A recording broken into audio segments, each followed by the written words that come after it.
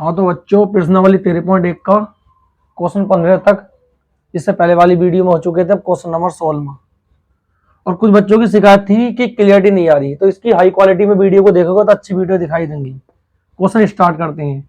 एक ठोस लंबवृत्तीय बेलन, बात चल रही है एक ठोस लंबवृत्तीय बेलन की, तो हम एक लंबवृत्तीय बेलन बना लेंगे।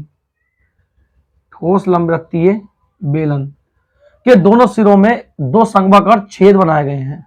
अब एक बात ध्यान रखना, बेलन दिया गया, बेलन की ऊंचाई 10 सेमी और व्यास 8 सेमी, लेकिन छेद जो किए गए, छेद का व्यास 6 सेमी, तो इसका व्यास और छेद का व्यास अलग अलग है।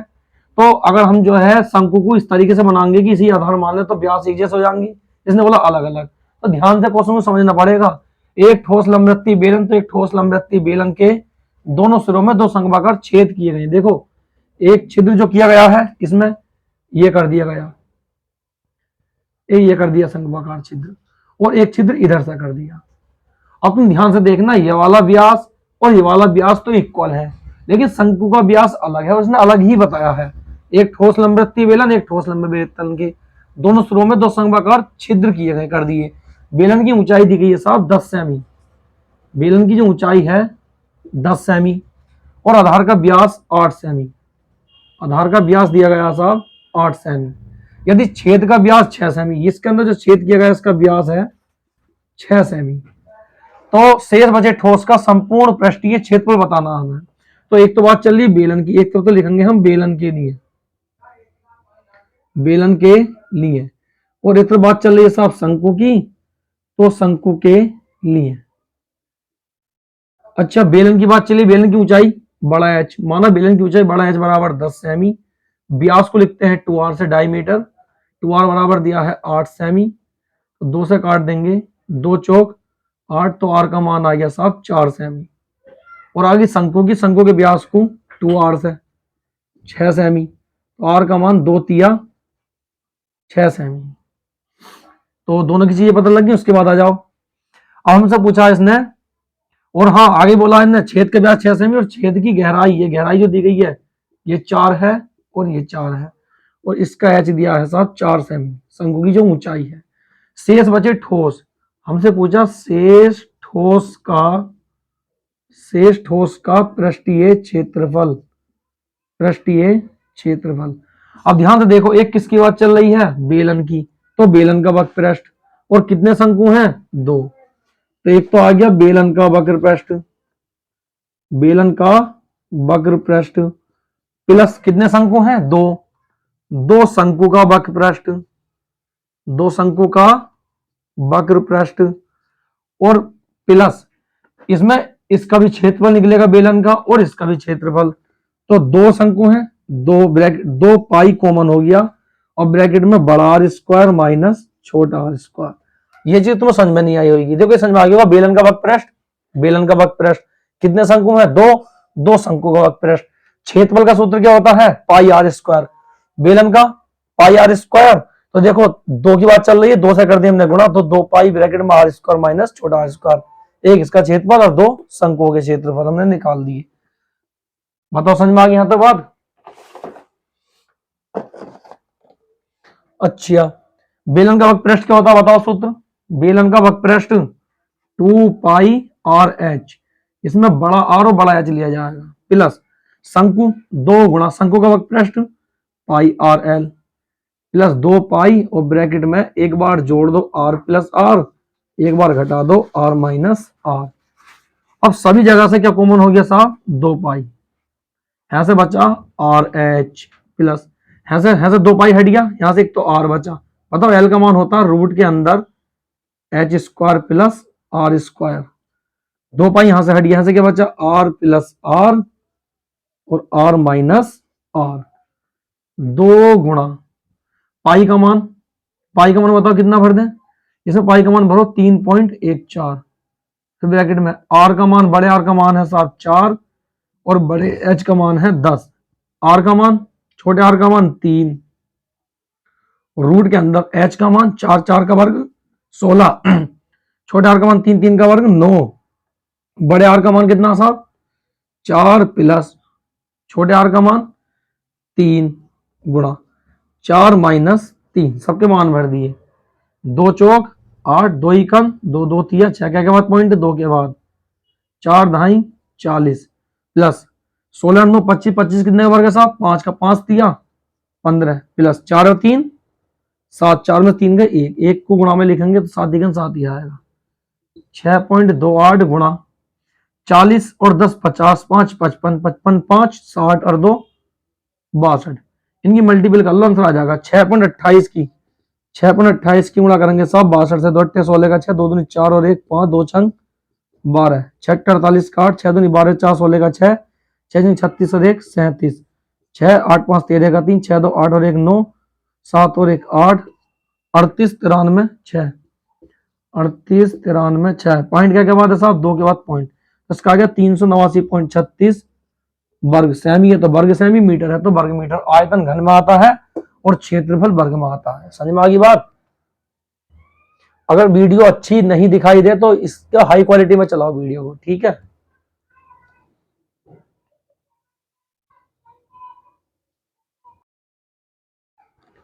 हाँ तो क्वेश्चन नंबर आ गया साहब अपना 17वां। तो 17वां क्वेश्चन देखते हैं साहब एक ठोस का आकार लंबवृत्तीय शंकु के लंबवृत्तीय बेलन के आकार का है। कोई हमारे पास ठोस है और किस आकार का साहब लंबवृत्तीय बेलन तो हम बना लेंगे एक बेलन।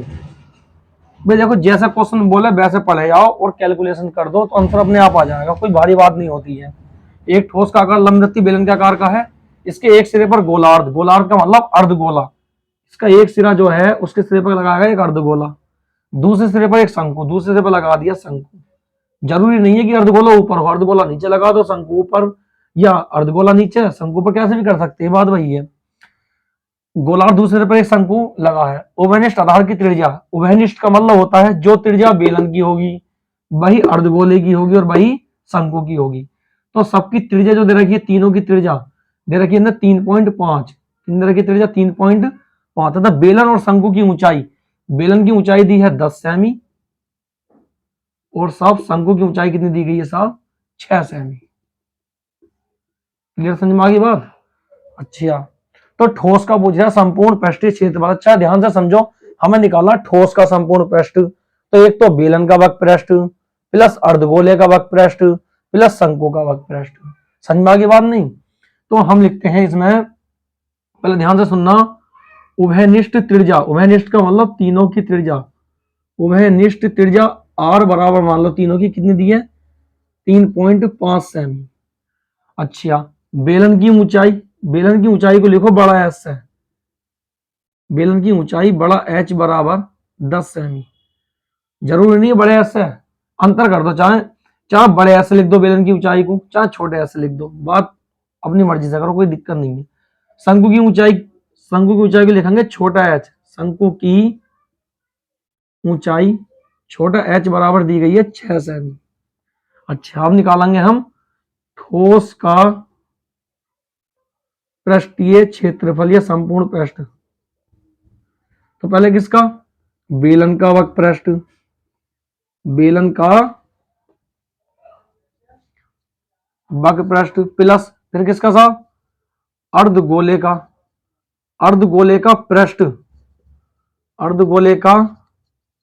पृष्ठ और प्लस फिर किसका शंकु का वक्र पृष्ठ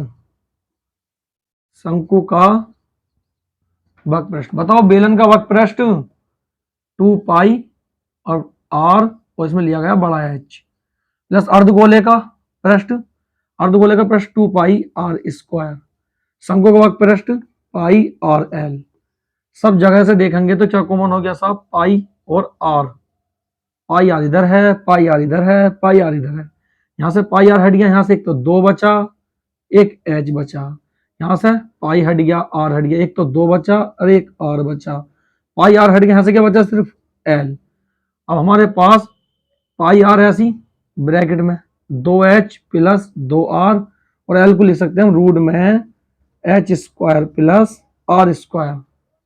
बताओ पाई का मान 22/7 आर का मान कितना साहब 3.5 2 गुणा बड़े एच का मान है 10 2 गुणा आर का मान 3.5 प्लस रूट में छोटे एच का मान 6 का वर्ग 36। आर का मान कितना साहब 3.5 और 3.5 की पावर दे सकते हैं हम 2। ब्रैकेट हो गई हमारी बंद।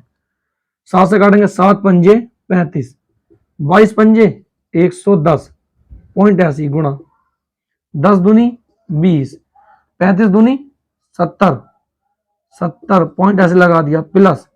अब देखो ध्यान से इसे सोल्व करना हमें कितना आएगा भाई, इसे लिख सकते हैं रूट के अंदर 36 प्लस पॉइंट हटाओ जीरो बढ़ाओ 35/10 पावर कितनी 2, 5 दूनी 10 और 5 सत्ते 35।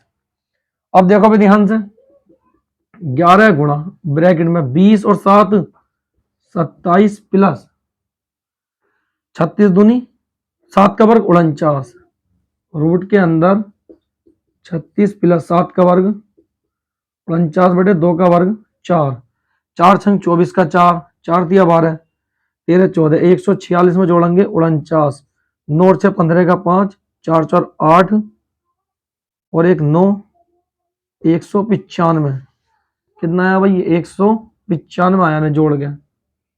11 गुणा ब्रैकेट में 27 प्लस रूट के अंदर 195 और बटे 4 कितने वर्ग हो 2 का।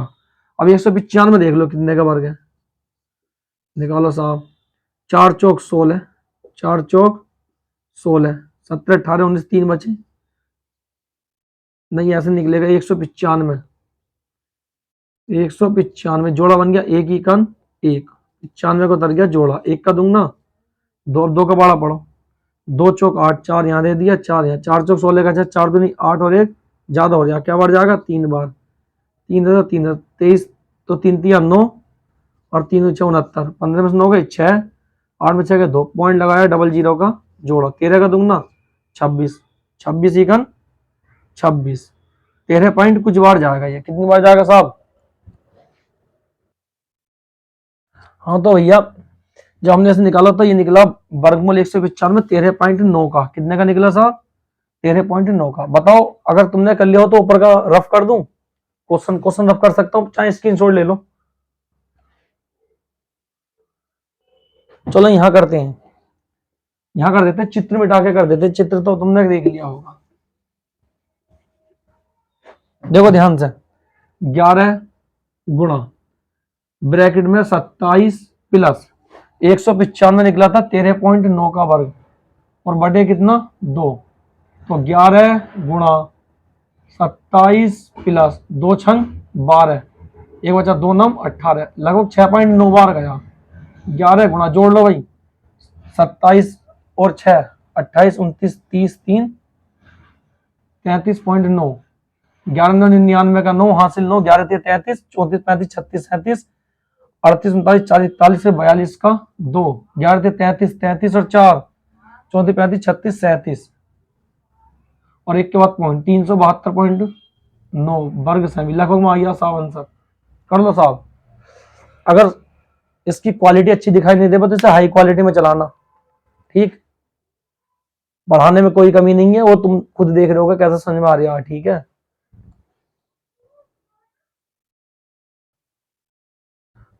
क्वेश्चन नंबर जो 18 है थोड़ा बड़ा क्वेश्चन है, बोले देता हूं, पहले आप लिख लो। एक अपनी कॉपी पेंसिल उठाओ भाई, कॉपी पेंसिल उठाने से सब कुछ होगा। कॉपी पेंसिल अपने पास रखो, मैं क्वेश्चन बोलता हूं तुम लिखो। कोई तंबू एक बेलन के आकार का है, कोई तंबू एक बेलन के आकार का है जिस पर एक शंकु अध्यारोपित है, जिस पर एक शंकु अध्यारोपित है।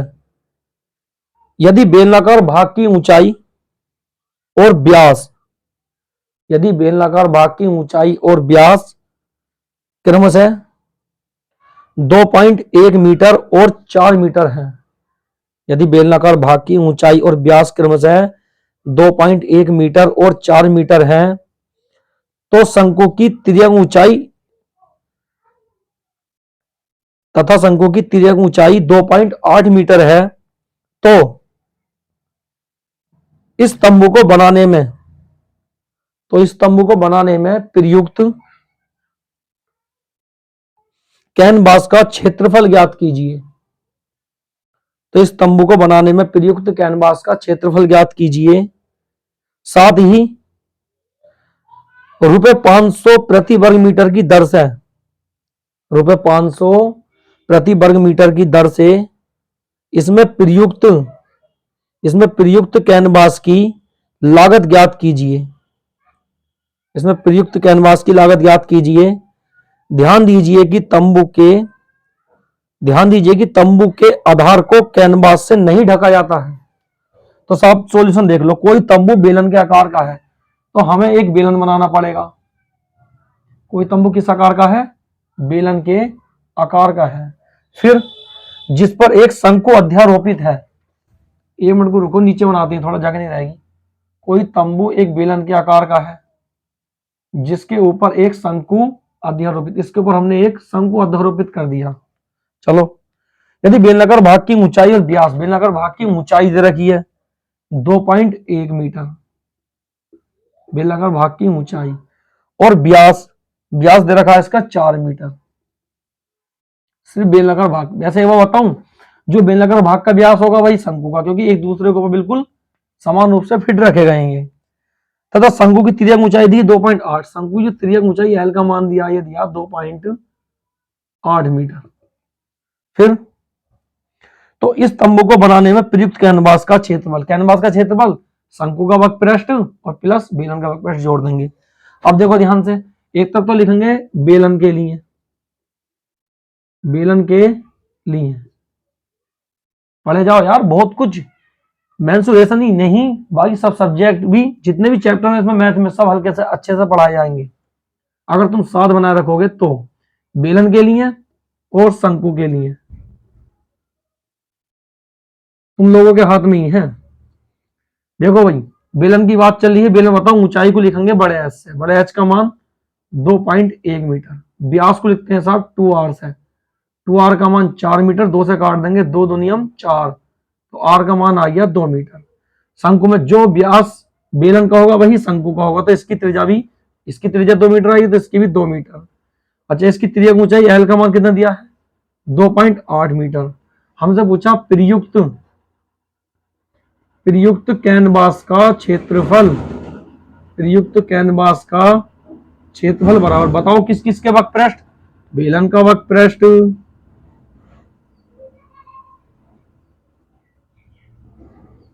प्लस फिर किसका? शंकु का वक्रपृष्ठ। चलो ये अच्छा करा इसने एल का मान दे दिया, वरना हमें तुम्हें एल का मान निकालना पड़ता। बेलन का वक्रपृष्ठ क्या होता है? 2πrh प्लस शंकु का वक्रपृष्ठ क्या होता है? πrl। बताओ दोनों जगह से क्या कॉमन हो गया? पाई और आर, तो यहां से बचा, जब यहां से पाई और आर दोनों हट गए तो यहां से बचा 2h। ध्यान से देखो यार, पाई आर यहां से हट गया, यहां से क्या बचा? एल। पाई का मान अपना 22/7 और आर का मान कितना भर देंगे साहब? 2, ब्रैकेट में 2 गुणा एच का मान 2.1 प्लस एल का मान कितना है? एल का मान भी 2.1 है क्या? देखो किताब, शंकु की तिर्यक ऊंचाई 2.8, ये 2.8 लिखा हुआ है, 2.8। अब ध्यान से देखो भाई, 22 दूनी 44/7 गुणा 21 दूनी 42, यानी कि 4.2 प्लस 2.8, 44/7 गुणा 8 2 10 का 0, 4 2 6 अरे 7, 7 से 7 बर्बाद हो गया, क्षेत्रफल आ गया 44 वर्ग सेंटीमीटर, 44 वर्ग मीटर आंसर। हमसे पूछा था, फिर और आगे पढ़ लो। फिर आगे बोला था साहब, इन महाशय जी ने 500 रुपए प्रति वर्ग मीटर की दर से लागत, 500 रुपए से मल्टीपल कर दे से, 500 रुपए प्रति वर्ग मीटर की दर से लागत, तो 44 गुणा 500, डबल जीरो हमारा ऐसी, 4 पंजे 5 चौक 20 का 0, 5 चौक 20 और 2 22, इतने रुपए साहब लागत आ गई। Okay, thank you.